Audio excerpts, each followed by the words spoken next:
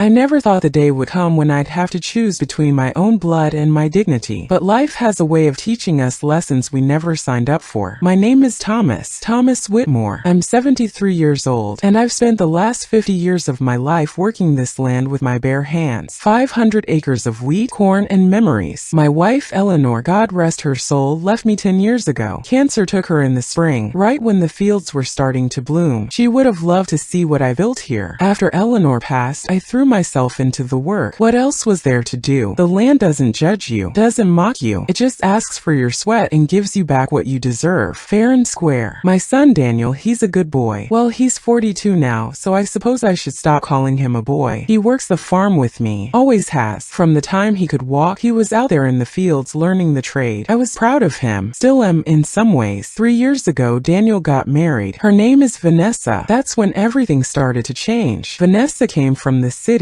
She was beautiful, I'll give her that. Tall, blonde, always dressed like she was going somewhere important even when she was just walking to the barn. Daniel was head over heels for her. Couldn't see straight when she was around. I tried to be happy for him. I really did. A father wants his son to be happy, to have a family of his own. But from the very first week she moved into our house, I could tell something was off. She looked at me differently than Daniel did. When Daniel looked at me, I saw respect, maybe even love. But when Vanessa looked at me, I saw something else. Something cold, like I was in her way. First it was small things. She'd roll her eyes when I tell stories at dinner. She'd sigh loudly when I asked her to pass the salt. She'd make comments under her breath that I wasn't supposed to hear, but I did. Things like, why does he have to eat with us every night? Or, can't he just go to bed early for once? I bit my tongue. I told myself she was adjusting. City girl in a farmhouse, it's not easy. I gave her space. I gave her time. But it got worse. She started making jokes about my age, about how slow I moved, about how I couldn't hear as well as I used to. Daniel would laugh sometimes, awkwardly, trying to keep the peace, but I could see it hurt him too. He just didn't know how to stand up to her. Then came the day I'll never forget. It was a Tuesday morning in late October. The air was crisp, the kind of cold that bites at your cheeks but feels good in your lungs. I was walking across the yard, carrying a bucket of feed for the chickens. The ground was still wet from the rain the night before. Muddy, slippery. I didn't see the patch of slick mud near the fence. One second I was walking, the next second my boots went out from under me. I hit the ground hard. My back slammed into the dirt, and the bucket went flying. Feet scattered everywhere. The chickens went crazy, clucking and running in circles. I lay there for a moment, stunned. The wind knocked out of me, my ribs aching, my pride bruised worse than my body. And then I heard it. Laughter. Not just any laughter. High-pitched, loud, cruel. I turned my head and there she was. Vanessa, standing on the porch, coffee cup in her hand, laughing at me like I was some kind of circus act. She wasn't even trying to hide it. She threw her head back and cackled like it was the funniest thing she'd ever seen. I felt something break inside me. Not my bones. Something deeper. Daniel came running out a second later. He helped me up, asked if I was okay. I nodded even though I wasn't. I brushed the mud off my pants and picked up the bucket. Vanessa had already gone back inside, still giggling to herself. That night I couldn't sleep. I kept hearing that laugh in my head over and over. It wasn't just the laughter that hurt. It was what it represented. Disrespect, cruelty, a complete lack of compassion for an old man who had given everything to this family. I started to think about Eleanor, about how she would have handled this. She was tough, my Eleanor. She didn't take nonsense from anyone. She would have put Vanessa in her place the first day. But Eleanor wasn't here anymore, and I was tired, so tired. The next morning, I woke up to the sound of a scream. I rushed downstairs as fast as my old legs could carry me. My heart was pounding. I thought something terrible had happened. Maybe a snake in the house, maybe a fire. But when I got to the kitchen, I saw Vanessa on the floor. She'd slid on some water near the sink. Her fancy silk robe was soaked, her hair a mess. She was sitting there, holding her wrist, tears streaming down her face. Daniel was crouched next to her, panicking, asking if she was okay, if she needed a doctor. And I just stood there. For a moment, just a brief moment, I felt something I'm not proud of. I felt satisfaction. Karma, some people call it. Poetic justice. But I didn't laugh. I didn't mock her. I walked over and I looked her straight in the eyes. And that's when I decided enough was enough. I didn't say a word at first. I just stood there in the doorway, watching Daniel fuss over Vanessa like she was made of glass. She was crying, clutching her wrists, making these little whimpering sounds that probably would have tugged at my heartstrings a year ago. But not today. Today, all I could hear was her laughter from yesterday. That cruel, mocking sound that had echoed in my head all night long. Daniel looked up at me. Dad, can you get some ice? I think she might have sprained her wrist. I nodded slowly, walked to the freezer, pulled out an ice pack, walked back, handed it to Daniel. The whole time Vanessa wouldn't look at me. She kept her eyes down, focused on her injury. Maybe she was embarrassed. Maybe she was scared. I couldn't tell, and honestly I didn't much care at that moment. Daniel wrapped the ice pack around her wrist gently. "You're going to be okay, honey. It's just a little fall. A little fall." The words hung in the air like smoke. I felt them settle in my chest, heavy and bitter. "Just a little fall," I repeated quietly. My voice came out rougher than I intended. Both of them looked up at me. Funny how falls aren't so amusing when they happen to you, isn't it? Vanessa's eyes went wide. Daniel's face flushed red. "Dad, what are you talking about?" I could have walked away. Should have, maybe. But something in me had shifted. Something that had been bending for 3 years finally snapped. "Yesterday," I said, keeping my voice steady, "when I fell in the yard. You remember that, Vanessa?" She opened her mouth, but nothing came out. Her face had gone pale beneath her makeup. Daniel looked between us, confused. "What happened yesterday?" "Your wife found it very entertaining," I continued, watching an old man hit the ground. Laughed so hard she nearly spilled her coffee. Daniel's face changed. The confusion melted into something else. Disappointment, maybe, or shame. He looked at Vanessa. "Is that true?" She finally found her voice.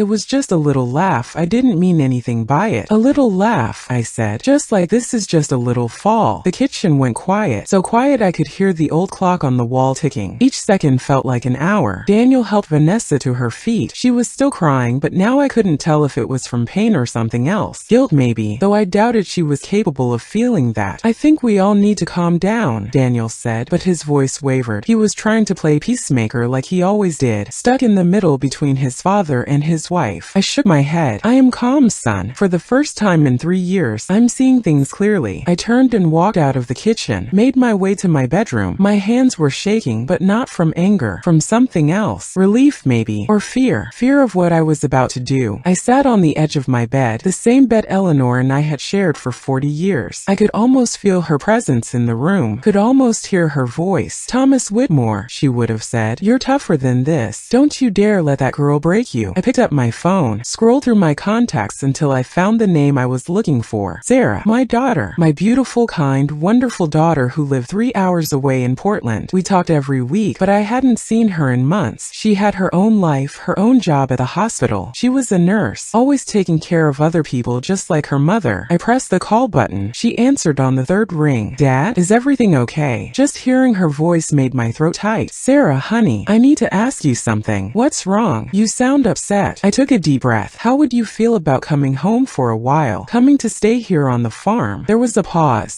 "Stay there? Dad, what's going on? Did something happen?" "I just need my daughter," I said simply. "I need family around me. Real family." Another pause. Longer this time. When she spoke again, her voice was softer. "Dad, is this about Vanessa?" Smart girl. Always was. She'd met Vanessa a few times at family gatherings. Never said much about her, but I could tell Sarah didn't warm to her the way she'd hoped she would. "Partly," I admitted, "but mostly it's about me, about what I need. I'm 73 years old, Sarah. I've worked this land my whole life, built this house with my own hands, and I'll be damned if I'm going to spend my final years being disrespected under my own roof." "Oh, Dad." I could hear the emotion in her voice. "What did she do?" I told her about the fall, about the laughter, about this morning, about 3 years of small cruelties that had piled up like stones on my chest until I could barely breathe. Sarah was quiet for a long moment when I finished. Then she said, "I can put in for a leave of absence. I've got vacation time saved up. I can be there by the weekend." Something loosened in my chest. "You do that. You're my father," she said firmly. "Of course I do that. Besides, it's been too long since I've been home. I miss the farm. I miss you." We talked for a few more minutes. Made plans. By the time I hung up, I felt lighter than I had in months. I walked back downstairs. Daniel and Vanessa were in the living room. She was on the couch, her wrist wrapped in an elastic bandage now. Daniel was sitting beside her, but there was distance between them, physical and otherwise. I stood in the doorway. "Daniel, I need to talk to you." He looked up, nodded, followed me out onto the back porch. The sun was starting to climb in the sky. It was going to be a beautiful day, the kind of day that reminded you why you love this land in the first place. "Your sister's coming home," I told him. His eyebrows shot up. "Sarah? Why?" "Because I asked her to. Because this is her home too, and she's always welcome here." Daniel ran a hand through his hair. He looked tired, older than his years. "Dad, I'm sorry about what Vanessa did. Yesterday, I mean, that wasn't right." "No," I agreed. "It wasn't. But she's my wife. I love her. I'm trying to make this work." I put a hand on his shoulder. "I know you are, son. son, and I'm not asking you to choose. I'm just telling you that things are going to change around here. I've spent 3 years trying to keep the peace, trying to make everyone happy, but I forgot about making myself happy. He looked at me for a long moment. Then he nodded slowly. I understand. Did he though? I wasn't sure, but it was a start. The next few days passed in an uncomfortable silence. Vanessa stayed in her and Daniel's room most of the time, claiming her wrist hurt too much to do anything. Daniel tried to act normal, but there was tension in every conversation, every glance. I went about my work, fed the animals, checked the equipment, walked the property line like I did every morning since I was 20 years old. The land didn't change. The land didn't judge. That's what I'd always loved about farming. Friday evening, I was in the barn checking on one of the horses when I heard a car pull up. My heart jumped. I knew that engine sound. Sarah's little blue sedan. I walked out of the barn just as she was getting out of the car. She looked just like her mother. Same dark hair, same warm eyes, same smile that could light up a room. She was wearing her scrubs. Must have driven straight from her shift. Dad! She ran toward me, and I caught her in my arms, held her tight. She smelled like hospital soap and lavender shampoo. My girl, I whispered. Thank you for coming. Where else would I be? She said, pulling back to look at me. Her eyes scanned my face, and I saw the concern there. The love. You look tired. I'm old. I'm supposed to look tired. She swatted my arm. Don't give me that. You're the toughest man I know. We heard the front door open. Daniel came out, a genuine smile on his face for the first time in days. Sarah, I didn't know you were coming. They hugged, brother and sister. They'd always been close growing up. It hurt my heart to know that Vanessa had driven a wedge in this family, even if she didn't realize it. Surprise visit, Sarah said cheerfully. Thought I'd spend some time on the old homestead, maybe help out a bit. Daniel's smile faltered slightly. He glanced back at the house. Does Vanessa know? She will in about 30 seconds, I said. Sure enough, Vanessa appeared in the doorway. Her wrist was still wrapped, though I noticed she'd been using that hand just fine when she thought no one was watching. She looked at Sarah with an expression I couldn't quite read. Surprise, maybe annoyance. Sarah, she said, her voice flat. This is unexpected. Hi, Vanessa. Sarah's tone was polite but cool. Professional. How's the wrist? Painful, Vanessa said quickly, cradling it dramatically. I might need to see a doctor. I am a doctor, Sarah said. Well, a nurse. Close enough. I can take a look at it if you want. Vanessa's eyes narrowed slightly. That's okay. I'll wait for a real doctor. The air went cold. Daniel's face flushed. I opened my mouth to say something, but Sarah beat me to it. Suit yourself, she said lightly, but I could hear the steel underneath. Dad, should I take my old room? Already made up the bed for you, I said. Fresh sheets this morning. Sarah grabbed her bag from the car and walked past Vanessa into the house without another word. Daniel followed her, mumbling something about helping with her things. Vanessa and I stood there in the yard, just the two of us. The setting sun cast long shadows across the ground. She looked at me, really looked at me. You're doing this on purpose, aren't it? Doing what? Bringing her here to gang up on me. I shook my head slowly. Sarah is my daughter. This is her home. She doesn't need an invitation to come here, and she doesn't need a reason. But if you want to know the truth, yes, I asked her to come because I needed someone in this house who actually gives a damn about me. Her mouth opened and closed. That's not fair. I do care about you. Do you? I took a step closer. When was the last time you asked how I was feeling? When was the last time you thanked me for letting you live in my house, eat my food, share my son's inheritance? When was the last time you treated me like a human being instead of an inconvenience? She had no answer, just stared at me with wide eyes. That's what I thought, I said quietly. I'm not trying to make your life difficult, Vanessa. I'm just done making my own life difficult to keep you comfortable. I walked past her into the house. Inside, I could hear Sarah and Daniel talking in the kitchen. Their voices were low, but I caught snippets of conversation. How bad has it been? Sarah was asking. I don't know what you mean, Daniel replied, but his voice was defensive. Daniel, I'm your sister. I can tell something's wrong. Dad sounded heartbroken on the phone. A long pause. Then, she's just adjusting. It's hard for her out here. She's used to the city. It's been 3 years, Danny. How long does it take to adjust? I didn't hear his response. Didn't need to. I climbed the stairs to my room and closed the door. That night, I lay in bed staring at the ceiling. I could hear voices downstairs. Vanessa's high and agitated. Daniel's trying to calm her down. Sarah's firm and unwavering. I should have gone down there. Should have mediated. But I was tired. So incredibly tired. Instead, I closed my eyes and thought about Eleanor. About the life we built. About the values we try to instill in our children. Respect. Kindness. Family. Had I failed somehow? Had I been too soft on Vanessa? Too willing to look the other way? Or had I been exactly right to finally stand up for myself? I didn't have the answers, but I knew one thing for certain. Things couldn't go back to the way they were. Something had to change. Someone had to change. And I had a feeling we were all about to find out who. Saturday morning arrived with a kind of quiet that feels heavy, like the air itself is holding its breath, waiting for something to break. I woke up early like always. Old habits die hard. By the time the sun was peeking over the horizon, I was already in the kitchen making coffee. The old percolator gurgled and hissed, filling the room with that rich, bitter smell that meant morning on the farm. Sarah came down first. She was wearing jeans and one of my old flannel shirts, sleeves rolled up to her elbows. She looked ready to work. "Morning, Dad." She kissed my cheek and poured herself a cup of coffee. "Sleep okay?" "Well enough," I lied. Truth was, I'd been up half the night listening to muffled arguments from down the hall. "You, like a rock, forgot how quiet it is out here. No sirens, no traffic, just crickets and wind." She smiled, but there was something sad in it. "I miss this." We sat at the kitchen table together, sipping our coffee in comfortable silence. This was what I'd been missing. Just simple, peaceful company. No tension. No walking on eggshells. Daniel came down next, looking like he hadn't slept at all. His hair was messy, dark circles under his eyes. He poured himself coffee without a word and sat down heavily. Sarah and I exchanged a glance. "Rough night, brother?" Sarah asked gently. Daniel rubbed his face. "You could say that. Want to talk about it?" He looked at her for a long moment, then at me, then back at his coffee. "Vanessa's upset. Says she feels attacked. Says this whole thing with Dad bringing you here is meant to make her feel unwelcome. Is she right?" Sarah asked, her voice neutral. "No," I said firmly. "You're welcome here because you're my daughter. Period. This isn't about her." "But it is though," Daniel said quietly. "Isn't it?" "At least partly. You're making a point." I set my coffee cup down carefully. "Maybe I am. Maybe it's about time someone did." Daniel's jaw tightened. "She's my wife, Dad. I love her. When you hurt her, you hurt me too." Those words hit harder than I expected. I saw the pain in my son's eyes, real and raw. This was tearing him apart. I hadn't fully realized how much until now. "Danny," Sarah said softly, using his childhood nickname. "Nobody wants to hurt you, but you can't keep pretending everything's fine when it's not. The way Vanessa treats Dad, it's not okay." "She's trying," Daniel insisted. "She didn't grow up like we did. She doesn't understand farm life, family dynamics out here. It's different for her." "Understanding is one thing," Sarah replied. "Basic human decency is another. You don't laugh at an elderly man when he falls. You don't mock him in his own home. That's not about understanding farm life. That's about being a good person." Daniel's face crumpled. For a moment, he looked like a little boy who used to come crying to me when he'd skinned his knee. "I don't know what to do. I'm stuck in the middle and I don't know how to fix this." I reached across the table and put my hand over his. "Son, you're not stuck in the middle. You're standing at a crossroads. There's a difference, and only you can decide which direction you're going to walk." Before he could respond, we heard footsteps on the stairs. Vanessa appeared in the doorway, wrapped in her expensive silk robe, her blonde hair perfect despite the early hour. She must have heard our voices. Her eyes swept the table, took in the three of us sitting together, coffee cups in hand, looking like the family we used to be. Something flickered across her face. Jealousy, maybe. "Good morning," she said, her voice tight. "Morning," Sarah said pleasantly. "Coffee's fresh." Vanessa didn't move toward the coffee pot, just stood there, arms crossed. "I need to talk to you, Daniel. Privately." Daniel looked exhausted. "Vanessa, can it wait? I'm having coffee with my family." "Your family," she repeated, her voice dripping with something bitter. "Right, your family. What am I then?" "You know what I meant," Daniel said, but there was a note of frustration creeping into his voice. I'd heard it more and more lately, the sound of a man reaching his limit. "Do I?" Vanessa's eyes were bright with tears now. Real or manufactured, I couldn't tell anymore, because it feels like I'm the outsider here. It feels like everyone's against me. Sarah stood up. "I'm going to check on the chickens." She looked at me. "Dad want to come?" I understood the offer. Give them space. Let them hash it out. Part of me wanted to escape, to avoid the coming storm. But another part of me, the part that had been silent for too long, said no. "I think I'll stay," I said quietly. "This concerns me too." Vanessa's head whipped toward me. "This is between me and my husband. Not when it's about my house, my family, my daughter being here." I kept my voice level. "Come, Sarah's not the problem, Vanessa, and deep down you know that." Her face went red. "You're trying to push me out. You've never liked me, never accepted me." "I tried," I said honestly. "For 3 years I tried. I bit my tongue when you made comments about my age, my hearing, the way I eat, the way I talk. I smiled and nodded when you acted like everything I did was wrong or embarrassing. I stayed quiet when you treated my home like it was beneath you. I tried, Vanessa. God knows I tried." Daniel was staring at me, his mouth slightly open. We'd never talked about this before. Not directly, not all of it laid out like this, but trying Giving goes both ways, I continued, and you never tried. Not once. You came into this house expecting everything to revolve around you, expecting us to change for you, accommodate you, tiptoe around you, but you never stopped to think about what it might be like for us. For me, Vanessa's tears were flowing freely now. I gave up everything for Daniel. My job, my apartment, my friends, my whole life in the city. I moved out here to the middle of nowhere. And for what? To be treated like an intruder. You gave up things, Sarah said quietly, still standing by the door. But you never gave of yourself. There's a difference. Vanessa turned on her. You don't know anything about me. You don't know what I've been through. You're right, Sarah agreed. I don't, because you've never shared. You've never opened up. You've never tried to connect with any of us as real people. We're just obstacles to you. Things in your way. The kitchen fell silent except for Vanessa's quiet crying and the ticking of the old wall clock. Daniel finally spoke, his voice heavy. Everyone just stop. Please, I can't take this anymore. We all looked at him. He stood up slowly, like an old man himself despite being not yet 45. I need some air. I need to think. He walked out the back door, letting it slam behind him. Vanessa stood frozen in the kitchen, tears streaming down her face, staring at the door Daniel had just walked through. For a moment, nobody moved. Nobody spoke. Then, without a word, she turned and fled back upstairs. A few seconds later, we heard their bedroom door slam. Sarah let out a long breath and sat back down at the table. Well, that went great. I almost laughed. Would've, if the situation wasn't so heartbreaking. Your mother would have handled that better. Mom would have handled it 3 years ago, Sarah said. She never would have let it get this far. She was right. Eleanor had a way of addressing problems head-on, with love but with firmness. I'd always been the softer one, the peacekeeper. Maybe that had been a mistake. We sat there for a while, finishing our coffee in silence. Outside, I could see Daniel walking toward the barn, his shoulders hunched, hands shoved deep in his pockets. Should I go talk to him? Sarah asked. I shook my head. Let him be. He needs time to process. We've dumped a lot on him this morning. Dad, can I ask you something? Sarah turned to face me fully. What do you want to happen here? What's your end game? I've been asking myself the same question for days. I don't want to break up his marriage. I'm not trying to drive Vanessa away. But I won't spend whatever time I have left feeling like a burden in my own home. I won't be disrespected. I won't be laughed at when I fall down. My voice caught on that last part and Sarah reached for my hand. You shouldn't have to, she said fiercely. You built this place. You raised us here. You have every right to be treated with dignity and respect. The problem is, I don't think Vanessa sees it that way. I think she sees this as Daniel's house now, his inheritance, and I'm just the old man who hasn't died yet. Sarah winced. Don't talk like that. It's true though, isn't it? That's how she looks at me, like I'm in the way of her real life starting. We were interrupted by the sound of footsteps upstairs. Quick, angry footsteps. Then we heard drawers opening and closing. The sound of things being moved around. Sarah and I looked at each other. Is she packing? Sarah whispered. Before I could answer, Vanessa came down the stairs again. This time she was dressed, her hair pulled back, her face cleaned up. She had her purse over her shoulder and her car keys in her hand. I'm going into town, she announced to no one in particular. I need space. I need to think. She walked straight to the front door without waiting for a response. A moment later, we heard her car start up and drive away. Sarah blew out a breath. This family is a mess. Welcome home, I said dryly. She actually laughed at that. I missed you, Dad. Even with all this drama, I missed you. I missed you too, sweetheart. More than you know. We spent the rest of the morning working around the farm. It felt good to have Sarah there, working beside me like she used to when she was young. She cleaned out the chicken coop while I repaired a section of fence that had been loose for weeks. Simple, honest work, the kind that clears your head. Daniel stayed in the barn most of the morning. I could see him moving around in there, but he didn't come out, didn't seek us out, processing like I knew he would. Around noon, Sarah made sandwiches and brought them out to where I was working. We sat on the tailgate of my old truck, eating and watching the clouds roll by. Do you think they'll make it? Sarah asked quietly. Daniel and Vanessa? I chewed slowly, thinking about my answer. I don't know. That depends on whether they both want to make it work, and whether they're willing to change. Right now, I'm not sure either of them is ready for that. What if Daniel has to choose between her and you? Then he'll choose her, I said without hesitation. As he should. A man's supposed to cleave to his wife. That's the way it's meant to be. Even if she treats you like garbage, even then. Because that's his choice to make, not mine. I can't control what he does. I can only control what I do. I looked at her. But I can also control who I allow in my space and how I allow myself to be treated. And I'm done being a doormat. Sarah nodded slowly. I'm proud of you, Dad, for standing up for yourself. Even if it's hard, even if it's causing problems. Doesn't feel like something to be proud of. Feels like I'm tearing my family apart. apart. You're not tearing anything apart. You're just refusing to be the glue that holds together something broken. There's a difference. Smart girl. Always was. Vanessa didn't come back for lunch. Didn't come back for dinner either. Daniel emerged from the barn around 3 o'clock, checked his phone about 15 times, then went back to work without saying much to either of us. By evening, I was starting to worry. Not about Vanessa exactly, but about what her absence meant. Was she okay? Was she coming back? Had we pushed things too far? Sarah made dinner. Nothing fancy, just spaghetti and garlic bread, but it smelled like home, like family. We set the table for 3, but Daniel ate in silence, barely touching his food. Have you heard from her? Sarah finally asked. Daniel nodded. She's staying at a hotel in town tonight. Says she needs space to think about things. Daniel, I'm sorry, I started, but he held up a hand. Don't, Dad. Just don't. I know everyone has good intentions here. I know you're hurt. I know Sarah's looking out for you. I know Vanessa feels attacked. I know all of it, but I don't know how to fix it. I don't know how to make everyone happy. Maybe you can't, Sarah said gently. Maybe someone's going to be unhappy no matter what you do. The question is, who are you willing to live with disappointing? Daniel's fork clattered against his plate. That's not fair. You're asking me to choose. Life's asking you to choose, Sarah replied. We're just the ones standing here watching it happen. He pushed his chair back and stood up. I'm going for a drive. I need to clear my head. After he left, Sarah and I cleaned up in silence. We were both exhausted, emotionally drained from the day's events. Do you think I did the right thing? I asked as I dried the last dish. Calling you here? Standing up to her? Maybe I should have just kept my mouth shut. Sarah turned to me, and there were tears in her eyes. Dad, you spent 3 years keeping your mouth shut. 3 years shrinking yourself to make someone else comfortable. That's not living. That's just existing. And you deserve better than that. You deserve so much better. I pulled her into a hug, and we stood there in my kitchen, holding each other while the sun set outside the window. I didn't know what tomorrow would bring. Didn't know if my family would survive this storm. But for the first time in 3 years, I felt like myself again. And maybe that was worth whatever came next. Sunday morning felt different. Maybe it was the church bells ringing in the distance from the town 5 miles away. Maybe it was the golden sunlight streaming through my bedroom window. Or maybe it was just the fact that I finally slept through the night without waking up anxious. I came downstairs to find Sarah already up, sitting at the kitchen table with her laptop open and a cup of coffee steaming beside her. Morning, Dad. I'm checking my work emails. They're already asking when I'm coming back. She smiled, but it didn't quite reach her eyes. Apparently 3 nurses called in sick this week. You don't have to stay on my account, I said, though the thought of her leaving made my chest tight. I know you've got your own life. I'm exactly where I need to be, she said firmly, closing the laptop. Work can survive without me for a while. Daniel came down a few minutes later. He looked a bit better, more rested. Vanessa's coming back this morning, he announced. We talked on the phone late last night. She's willing to sit down and have a real conversation with everyone. That's good, I said cautiously. That's a start. She has some conditions though. Daniel poured himself coffee, not meeting our eyes. She wants to talk without interruption. She wants everyone to listen to her side. And she wants an apology from both of you. Sarah's eyebrows shot up. An apology? For what? For making her feel unwelcome. For ganging up on her. For bringing up her mistakes and using them against her. Daniel's voice was flat, like he was reading from a script Vanessa had given him. I could see Sarah about to protest, so I put a hand on her arm. If an apology is what it takes to have a real conversation, then I'll give one. I'll apologize for my part in making her feel unwelcome. Sarah looked at me like I'd grown a second head. Dad, you didn't. I'll apologize for my delivery, I clarified, for the way I've expressed my hurt, but I won't apologize for standing up for myself. There's a difference. Daniel nodded slowly. Okay, that's fair. She should be here in about an hour. That hour felt like the longest 60 minutes of my life. Sarah paced the kitchen. Daniel sat on the porch, staring out at the fields. I tried to keep busy, straightening up the living room, making sure there were fresh flowers on the table, preparing like I was hosting a negotiation instead of a family conversation, which I suppose I was. Right on schedule, Vanessa's car pulled into the driveway. We all assembled in the living room, awkward and tense. Vanessa came in carrying a bag from the hotel, her face carefully composed. She'd done her makeup, put on a nice dress. Armor, I realized. She was wearing armor for this battle. We all sat down, Daniel and Vanessa on the couch, Sarah and I in the armchairs across from them, like 2 sides facing off. Vanessa spoke first. I want to start by saying that I've done a lot of thinking in the past 24 hours about my behavior, about this family, about what I want my life to look like. We all waited. When I married Daniel, I thought I was getting a partner, someone who would build a life with me, someone who would prioritize me. She glanced at Daniel, who looked uncomfortable. But what I got was a man who's still living in his father's shadow, in his father's house, following his father's rules. Daniel shifted. Vanessa, that's not fair. Let her finish, I said quietly. We promised to listen. Vanessa looked surprised that I defended her right to speak. She continued, I know I haven't been perfect. I know I've said things and done things that were hurtful. The thing with laughing when you fell, Thomas, that was wrong. I was having a bad day and I took it out on you in a cruel way. I'm sorry for that. The apology sounded genuine, and I nodded to acknowledge it. But I also feel like I've been set up to fail from the beginning, she went on. I came from a different world, different values, different ways of showing love and respect, and instead of anyone trying to understand where I was coming from, I was just expected to conform, to become someone I'm not. Sarah leaned forward. What would understanding look like to you, Vanessa? What did you need from us that you didn't get? It was a genuine question, asked without malice, and Vanessa seemed to appreciate that. I needed patience, Vanessa said softly. I needed someone to explain things instead of expecting me to just know them. I needed to feel like I had a place here that was mine, not just as Daniel's wife, but as my own person. I needed to feel valued for who I am, not judged for who I'm not. The room was quiet. That's fair, I said finally. I can see how we failed you in some of those ways. Change is hard for old dogs like me, and I wasn't patient. I expected you to love this life the way we do, and when you didn't, I took it personally. Vanessa's eyes widened. She clearly hadn't expected me to acknowledge any fault. But, I continued, understanding goes both ways, and while we may have failed to make you feel welcome, you also failed to show respect, not just to me but to the life Daniel and I built here. You looked down on us, on our home, on our way of life, and that hurt. I never meant to look down on you, Vanessa said, but her voice lacked conviction. Maybe not consciously, Sarah interjected, but intentions don't erase impact. The things you said, the way you rolled your eyes, the comments about Dad's age and his routines, they all added up. Death by 1,000 cuts. Vanessa's face flushed. I was frustrated. I felt trapped out here. I missed my old life. I missed feeling like myself. So why stay? I asked gently. If you're that unhappy here, why not leave? Why not go back to your old life? She looked at Daniel, and I saw something vulnerable in her expression. Because I love him. Because I made a commitment. Because I thought maybe eventually I'd find a way to be happy here. Daniel took her hand. And I love you. But Vanessa, you have to meet us halfway. You can't keep treating Dad like he's the problem. He's not leaving. This is his home. If you can't respect that, then we need to figure something else out. I felt a surge of pride in my son. He was finally finding his voice. Finally drawing a line. Vanessa's eyes filled with tears. What does that mean? Figure something else out. It means maybe we need our own place, Daniel said, and I could hear the pain in his voice. Maybe we need to live separately from Dad. Get our own house in town. Start fresh somewhere that feels like it's ours. My heart sank. I didn't want them to leave, but I also understood. Sometimes distance is necessary for healing. Or, Sarah said carefully, it means Vanessa learns to be part of this family instead of fighting against it. It means real effort from everyone. Real change. Real respect. Vanessa wiped her eyes. I don't know if I can do that. I don't know if I have it in me to love this life the way you all do. You don't have to love it, I said. You just have to respect it. Respect us. That's all I've ever wanted. We sat in silence for a long moment. Finally, Vanessa spoke. I need more time. I need to figure out what I really want. What I'm capable of giving. Daniel nodded. Okay, we'll figure it out together. But I could see the cracks forming. Could see the beginning of the end. The next few days passed in an uneasy truce. Vanessa stayed, but she was quiet, distant. She'd have breakfast with us, but then disappear into the bedroom for hours. Daniel tried to act normal, but I could see the weight pressing down on him. Sarah and I gave them space. We worked the farm, cooked meals, and tried to maintain some semblance of normalcy. But the elephant in the room was impossible to ignore. On Wednesday afternoon, I was in the workshop repairing a broken gate hinge when Daniel came to find me. He leaned against the door frame, watching me work for a minute before speaking. I need your advice, Dad. I set down my tools and gave him my full attention. I'm listening. He ran a hand through his hair, a nervous gesture he'd had since he was a boy. Vanessa wants to move to town, get an apartment, maybe eventually buy a small house. She says she needs to be somewhere that feels like hers, somewhere modern with neighbors, with access to the things she misses from city life. And what do you want? I want the farm. I want this life, but I also want my wife to be happy. He looked miserable. I thought I could have both. I thought eventually she'd come around, learn to love it here. But it's been 3 years and she's more miserable now than when we started. I nodded slowly, choosing my words carefully. Your mother and I, we were aligned on what we wanted from the beginning. She grew up on a farm, understood the life, loved it as much as I did. That foundation made everything easier. So you're saying I married the wrong person? No, I'm saying you married someone with different dreams, and now you have to decide if you can bridge that gap or if it's too wide to cross. Daniel was quiet for a long moment. What if we split our time? I work the farm during the day, sleep in town with her at night, or we live in town but I come out here every day. You could do that, I said, but you'd be living a divided life, never fully present in either place, never fully satisfied with either choice. There's no good answer, is there? His voice cracked. I pulled him into a hug. Sometimes life doesn't give us good answers, son. Sometimes it just gives us choices, and we have to pick the one we can live with. When we pulled apart, there were tears in his eyes. I don't want to lose either of you. I don't want to lose this farm, but I don't want to lose my marriage either. You might have to choose, I said gently, and whatever you choose, I'll support you, but I can't make this decision for you. He nodded and walked away, shoulders slumped. That evening, Sarah made pot roast for dinner. It was one of Daniel's favorites, a recipe our mother used to make. We all sat down together, the four of us, and for a moment it almost felt normal. Then Vanessa spoke. I've made a decision, she said, setting down her fork. I'm going to move to town. Daniel, you're welcome to come with me, or you can stay here, but I can't do this anymore. I can't live here and pretend I'm happy. Daniel's face went pale. Vanessa, we said we'd figure this out together. You can't just make unilateral decisions. I'm not being unilateral. I'm being honest. This isn't working. It hasn't been working, and I'm done trying to force it. So that's it. Daniel's voice rose. You're just giving up? After everything? I'm not giving up on us, Vanessa said, but her voice wavered. I'm giving up on this impossible situation. We can still make our marriage work, but not here. Not like this. Sarah and I sat frozen, watching this unfold like a car crash in slow motion. And if I choose to stay? Daniel asked quietly. If I choose the farm? Vanessa's eyes filled with tears. Then I guess we'll have our answer about what matters more to you. That's not fair, Daniel said. You can't make me choose between my family and my wife. You already have a choice to make, Vanessa shot back. Your father made sure of that when he brought Sarah here, when he decided to start this whole confrontation. I opened my mouth to defend myself, but Sarah's hand on my arm stopped me. This isn't about Dad, Sarah said firmly. This is about you and Daniel, about the life you want to build together. Don't blame others for the choices you two need to make. Vanessa stood up abruptly, her chair scraping against the floor. I'm not hungry anymore. She left the table and went upstairs. We heard the bedroom door close, softer this time. Not a slam, but a quiet finality that somehow felt worse. Daniel sat there, staring at his plate. Nobody spoke. What was there to say? Finally, he stood. I'm sorry, Dad. Sarah, I'm sorry for all of this. You have nothing to apologize for, I said. He gave me a sad smile and went upstairs after his wife. Sarah and I cleaned up in silence. My mind was racing, replaying the conversation, wondering if I could have done something different, said something different. Stop it, Sarah said, reading my mind. Stop blaming yourself. This was always going to come to a head. You didn't cause this. You just stopped pretending everything was fine. Maybe pretending was better, I said quietly. No, pretending was just postponing the inevitable, and it was killing you slowly. She hugged me. You did the right thing, Dad, even if it doesn't feel like it right now. That night I couldn't sleep. I kept thinking about Daniel, about the choice he was facing. No father wants to see his child in pain, and no matter which way this turned out, Daniel was going to hurt. Around midnight, I heard raised voices from their room. Not yelling, but intense conversation. I couldn't make out the words, but I could hear the emotion, the desperation. I thought about going up there, thought about intervening, but what would I say? What could I possibly say that would make this better? So I lay in my bed in the dark and prayed. Prayed for wisdom, prayed for peace, prayed that somehow, some way this would all work out. But deep down I knew, some things can't be fixed. Some divides are too wide to bridge, and sometimes love, as strong as it is, isn't enough. Thursday morning arrived cold and gray, the kind of morning that matches a heavy heart. I found Daniel in the barn before dawn, sitting on a hay bale, just staring into space. I sat down beside him without a word. We sat in silence for a long time, father and son, the way we used to when he was young and troubled by something at school. I'd learned a long time ago that sometimes presence means more than words. Finally, he spoke. She's leaving tomorrow. She's already called a moving company. She's renting an apartment above the coffee shop on Main Street. I absorbed this information quietly. And you? I don't know. His voice was hollow. She says I can visit whenever I want, says we can still make it work. But Dad, how am I supposed to live in town when my whole life is here? The farm needs me. You need me. I'll manage, I said automatically, though the thought of running this place alone at 73 was daunting. That's not the point. Daniel turned to look at me. I don't want to manage. I want to work this land with you. I want to keep Mom's legacy alive. live. This farm has been in our family for 4 generations. What happens to it if I leave? The land will still be here, I said. The question is, will your marriage? He dropped his head into his hands. I love her, Dad. I really do. But I'm starting to realize that maybe love isn't enough. Maybe we want fundamentally different things from life. That's a hard truth to face. The hardest. He looked up at me, eyes red-rimmed. How did you and Mom make it work? How did you stay together for 40 years? I smiled sadly. We wanted the same things. Same life. Same dreams. We had our fights, Lord knows we did. Your mother could be stubborn as a mule, but we were always pulling in the same direction. We were a team. Vanessa and I were pulling in opposite directions. Have been from the start, I think. I just didn't want to see it. Sometimes we don't want to see the truth because the truth is painful. He nodded. I think I need to let her go, Dad. I think I need to stay here and let her build the life she wants in town. Maybe we can make it work with distance. Maybe we can't, but I can't keep asking her to be someone she's not. And I can't become someone I'm not just to keep her happy. Pride swelled in my chest. My boy had grown into a wise man. That's a mature way of looking at it, son. Doesn't make it hurt any less. No, I agreed. It doesn't. We sat there until the sun started to rise, painting the sky in shades of orange and pink. A new day, a new beginning, whether we wanted it or not. When we went back to the house, Sarah was making breakfast. Vanessa was at the table, looking small and tired. There were boxes stacked by the front door already. She must have been up all night packing. Morning, Sarah said carefully. The mood was fragile. Morning, Daniel replied. He poured coffee and sat down across from Vanessa. She looked at him. Did you make a decision? I'm staying, Daniel said quietly but firmly. I'm staying on the farm. This is where I belong. Vanessa's face crumpled. She'd been hoping, I realized. Hoping right up until the last moment that he'd choose her. Choose to leave with her. I see, she whispered. But I still love you, Daniel continued. And I want to try to make this work. I'll come to town. We'll have dinners. Weekends when the farm allows. I'm not giving up on us, Vanessa. I'm just not giving up on myself either. She nodded, tears streaming down her face. Okay, it wasn't resignation. It wasn't acceptance. It was just acknowledgement that this was how things were going to be. We ate breakfast in near silence. The food tasted like sawdust in my mouth. Sarah kept glancing at me with concern. After breakfast, Daniel and Vanessa went upstairs to finish packing. Sarah and I stayed in the kitchen. How are you feeling? Sarah asked. Honestly, terrible. I feel like I broke up their marriage. Dad, stop. You didn't break anything. You just stopped hiding the cracks that were already there. Semantics, I muttered. No, truth. She took my hand. Daniel is making his own choice. Vanessa is making hers. You're just refusing to sacrifice yourself in the process. That's not wrong. The moving truck arrived around noon. It was a small truck, which made sense. Vanessa hadn't brought much with her when she married Daniel, and she wasn't taking much now. Just her clothes, some personal items, a few pieces of furniture from their room. We all helped load the truck. Felt surreal, like we were moving in reverse, undoing 3 years in 3 hours. When everything was loaded, Vanessa stood in the driveway looking at the house, at the farm, at the life she was leaving behind. I'm sorry it didn't work out, I said to her. Meant it sincerely. She looked at me, really looked at me, for maybe the first time since she'd arrived 3 years ago. I'm sorry too, Thomas. I'm sorry I wasn't the daughter-in-law you deserved. I tried in my own way, but it wasn't enough. You don't have to be sorry for being yourself, I said. You just needed a different life than this. That's not a failure. It's just a truth. She nodded, tears spilling over. Thank you for saying that. Daniel walked her to her car. They stood there for a long time, holding each other, talking quietly. Sarah and I went inside to give them privacy. Eventually, we heard her car start. Heard it drive away down the long gravel driveway. Heard the sound fade into nothing. Daniel came inside a few minutes later. His face was wet with tears. It's done, he said simply. Sarah went to him, hugged him tight. I joined them and we stood there in the hallway, the three of us holding each other. A family, fractured but not broken. Different than before but still together. We're going to be okay, Sarah whispered. All of us. We're going to be okay. I wanted to believe her. Needed to believe her. So I chose to. The first few days after Vanessa left were strange. The house felt emptier but somehow lighter at the same time. Daniel threw himself into work, spending 14-hour days in the fields. I recognized the coping mechanism. Work until you're too exhausted to think, too tired to feel. I'd done the same thing when Eleanor died. Sarah stayed for another week. She worked alongside us, but I could see her checking her phone more frequently, getting emails from the hospital. Her real life was calling her back. On her last night, she made us a big dinner. Fried chicken, mashed potatoes, green beans from the garden. Comfort food. Family food. I have to head back tomorrow, she said as we ate. They need me at the hospital. We're short-staffed and flu season is hitting hard. We understand understand, Daniel said. Thank you for being here, Sarah. Really, I don't know what we would have done without you. You would have figured it out, she said. You're both stronger than you think. After dinner, Sarah pulled me aside. Are you going to be okay, Dad? Really okay? I thought about it honestly. I think so. For the first time in 3 years, I feel like I can breathe in my own home. Like I don't have to walk on eggshells or apologize for existing. So yes, I think I'm going to be okay. And Daniel's going to hurt for a while, but he's resilient. He'll heal. And who knows, maybe he and Vanessa will figure something out. Maybe the distance will be good for them. Sarah nodded but looked doubtful. I hope so. But Dad, if things get hard again, if you need me, you call. Promise. I promise. The next morning, I stood in the driveway and watched Sarah drive away. My daughter heading back to her own life. It was how it should be. Children grow up, move on, build their own worlds. But it still hurt to watch her go. Daniel and I fell into a new rhythm. Just the two of us, like the old days before Vanessa. We worked side by side, talked more than we had in years. He told me about his feelings, his confusion, his grief over a marriage that was limping along but might not survive. He went to town 3 times that first week to see Vanessa. Each time he came back quiet and withdrawn. I didn't ask questions, just made sure there was coffee and a listening ear if he needed it. 2 weeks after Vanessa left, Daniel came home from one of his visits and sat down at the kitchen table with a heavy sigh. She's seeing someone, he said flatly. My heart stopped. What? A guy from the coffee shop downstairs. They've been talking, hanging out. She says it's nothing serious, just friendship. But Dad, I could see it in her eyes. She's already moving on. I didn't know what to say. Part of me was angry on my son's behalf, but part of me understood. Some people can't be alone, can't sit with their own pain. They need to jump to the next thing, the next person, to avoid dealing with the wreckage. How do you feel about that? I asked carefully. Betrayed, hurt, but also weirdly relieved. Daniel looked at me. Is that terrible? My marriage is falling apart and part of me feels relieved. No, son, that's honest. Sometimes we hold on to things long after they've stopped serving us. Sometimes letting go, even when it's painful, is the right thing to do. I think I need to file for divorce, Daniel said quietly. I think it's time to make it official. Stop pretending we're going to fix this. I reached across the table and squeezed his hand. If that's what you need to do, I support you. Whatever you need, I'm here. He nodded, tears in his eyes. Thanks, Dad. The next few weeks passed in a blur. Daniel hired a lawyer. Papers were filed. Vanessa didn't contest it. In some ways that made it easier. In other ways it made it hurt more. The ease with which she let go told us everything we needed to know about how much she'd really been invested. Through it all, I watched my son grieve, but I also watched him heal. Slowly, day by day, he started smiling more, laughing at my bad jokes, taking pride in the work we were doing together. One evening in early December, we were sitting on the porch watching the sunset. The air was crisp, the first real cold of winter settling in. You know what's funny? Daniel said. I thought losing her would destroy me, but instead I feel like I'm finding myself again. Like I'd lost pieces of who I was trying to make that marriage work, and now I'm getting them back. That's good, son. That's real good. I'm thinking about expanding the operation next year, he continued. Maybe adding some livestock, sheep maybe, or goats, something different. I smiled. Your mother always wanted goats, said they were good for clearing brush and they made her laugh. Then goats it is. Daniel grinned. For mom, I echoed. As we sat there in the fading light, I thought about everything that had happened. The pain, the confrontation, the broken marriage, the healing. None of it had been easy. All of it had been necessary. I thought about that day when I fell in the yard, when Vanessa laughed. Seemed like so long ago now, but it had only been 2 months. 2 months that had changed everything. Do you regret it? Daniel asked suddenly, like he'd been reading my mind. Standing up to her, calling Sarah, starting all of this. I considered the question carefully. I regret the pain it caused. I regret that your marriage couldn't survive it. But do I regret standing up for myself? Refusing to be disrespected in my own home? No, I don't regret that. Good, Daniel said, because I don't either. I spent 3 years trying to keep everyone happy and making myself miserable in the process. It was time for the truth to come out, even if the truth hurt. We sat in comfortable silence as the stars started to appear. Father and son, surviving, healing, moving forward. Hey, Dad, Daniel said quietly. Yes, son. Thank you for being strong enough to stand up, for teaching me that it's okay to have boundaries, to demand respect. I needed to learn that lesson, even if it came the hard way. My throat tightened with emotion. You're welcome, Daniel, and I'm proud of you. So damn proud. We stayed on that porch until the cold drove us inside, and for the first time in 3 years, my house felt like a home again. Spring came early that year. By March, the fields were already showing signs of life. Green shoots pushing up through the dark soil. The promise of renewal. Daniel Daniel and I were preparing for planting season. We'd ordered the goats, 8 of them, arriving in 2 weeks. The farm was evolving, changing, growing, just like we were. It had been 4 months since Vanessa left. The divorce was nearly finalized. Daniel had heard through mutual friends that she was engaged to the coffee shop guy. It had stung at first, but now he mostly felt indifferent. That was how he knew he was really healing, when someone else's happiness no longer caused him pain. Sarah came to visit for a long weekend. She walked the property with us, admiring the plans we'd made, the improvements we'd started. "This place looks good," she said. "More alive than it has in years." "Feels alive," Daniel agreed. "Feels like ours again." That Saturday evening, we had a bonfire in the backyard. The 3 of us, sitting around the flames, drinking beer and telling stories. Stories about Mom, about growing up on the farm, about the good old days and the better days to come. "I've been thinking," Sarah said, staring into the fire, "about maybe moving back. Not immediately, but eventually. The hospital system here is always looking for experienced nurses. I could transfer by a small place nearby. Be closer to family." My heart swelled. Really? Really? I miss this. Miss you guys. Miss being part of something bigger than just my job. She smiled. "Plus, someone needs to keep an eye on you too. Make sure you're eating vegetables and not just beef and potatoes." Daniel laughed. "We eat vegetables. Corn doesn't count," Sarah shot back, and we all laughed. As the fire died down and the night grew late, Sarah went inside. Daniel and I stayed out a bit longer, just the 2 of us. "You did good, Dad," Daniel said quietly. "Standing up for yourself. Setting boundaries. Saved us. Saved this family. It nearly broke us," I countered. "No, it broke what was already broken, and it let us build something stronger in its place." He looked at me. "I was losing myself trying to please everyone. You showed me it's okay to stand firm, to know your worth. That's a gift." I felt tears prick my eyes. "Your mother would be proud of you, son. So proud." "I hope so. I'm trying to live up to her legacy. To yours. You already are." We sat there until the embers went cold, then made our way inside. The house was warm and welcoming, lights on in the windows, Sarah's laughter coming from the kitchen where she was making popcorn. This was family. Not perfect, not without scars, but real. Honest. Built on respect and love and the courage to stand up for what matters. A few weeks later, I was working in the garden when a car pulled up. For a moment my heart seized, thinking it might be Vanessa. But it wasn't. It was an older couple, probably in their 60s. They got out and approached carefully. "Mr. Whitmore," the woman called. "We're sorry to bother you. We're the Hendersons. We bought the property next to yours. Just wanted to introduce ourselves." I stood, brushing dirt from my hands, and walked over. "Thomas Whitmore. Pleased to meet you." We talked for a bit. They were retired, looking for a quieter life. She'd been a teacher. He'd been an engineer. They'd always dreamed of having some land. "We're planning to start a small garden," Mrs. Henderson said. "Maybe some chickens. Nothing as impressive as what you've got here." "Everyone starts somewhere," I said. "If you need any help or advice, you just let me know. Happy to lend a hand." They thanked me and left. As I watched them drive away, I smiled. New neighbors, new beginnings. That evening at dinner, I told Daniel about the Hendersons. "That's nice," he said. "Good to have friendly neighbors." "It is," I agreed. "Then, you know, I've been thinking." Oh, Daniel joked. "That's never good." I chuckled. "I'm serious. I'm 73 years old. This farm, it's yours now. Has been for a while, really. I think it's time we made it official." Daniel's fork stopped halfway to his mouth. "What do you mean?" "I mean, I want to sign the property over to you. Put it in your name. It's your legacy, your future. You've earned it." "Dad, I can't." "You can and you will," I said firmly. "I'm not going anywhere. I'll be here until they carry me out. But legally, officially, this should be yours. No more questions about inheritance. No more worries if something happens to me. Clean and clear." Daniel's eyes were wet. "Are you sure?" "More sure than I've been about anything in a long time." We contacted a lawyer the next week, drew up the papers. By the end of April, the farm was officially in Daniel's name. Thomas Whitmore and Son Farms became Daniel Whitmore Farms. I'd never felt more at peace. One evening in late spring, I was sitting on the porch watching the goats graze in the distance. They were funny creatures, just like Eleanor had said, always getting into trouble, making me laugh. Daniel came out and sat beside me. "Penny, for your thoughts? Just thinking about how far we've come. 6 months ago, I thought this family was falling apart. Thought I'd lost my son. Thought I'd die a lonely old man. And now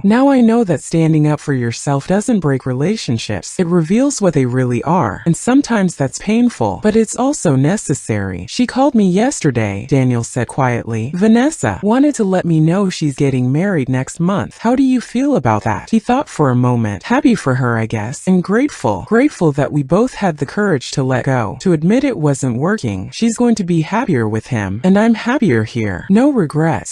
Some, he admitted, but not about the end. Only about the time we wasted pretending. I nodded. That was wisdom right there. As the sun set over the fields, painting everything gold and orange, I thought about the journey we've been on. About falls, both literal and metaphorical. About laughter that wounds and silences that heal. About standing up and letting go. My daughter-in-law had laughed when I fell. And yes, she'd slip the next day. But the real story wasn't about revenge or karma. It was about finding the courage to say enough. To demand respect. To choose dignity over peace. It was about a father and son finding their way back to each other. About a family torn apart and rebuilt stronger. It was about understanding that sometimes the kindest thing you can do is stop pretending everything's fine. And it was about learning that home isn't just a place. It's the people who respect you, love you, and stand beside you even when everything's falling apart. Daniel put his hand on my shoulder. Love you, Dad. Love you too, son. We sat there as the stars came out. Two men who'd weathered a storm and come out the other side. Not unscathed, but unbroken. And that made all the difference. So if you're reading this, if you're hearing my story, let me ask you something. Have you ever stayed silent when you should have spoken up? Have you ever let someone disrespect you to keep the peace? Have you ever lost yourself trying to make someone else comfortable? If you have, I want you to know something. It's never too late to stand up. It's never too late to demand the respect you deserve. It's never too late to choose yourself. Yes, it might hurt. Yes, it might change things. Yes, you might lose people you thought you couldn't live without. But you'll gain something more important. You'll gain yourself back. And that, my friends, is worth everything. Thank you for listening to this old farmer story. I hope it gave you something to think about. Maybe even gave you the courage to make a change in your own life. Until next time, take care of yourselves. And remember, you deserve respect. Demand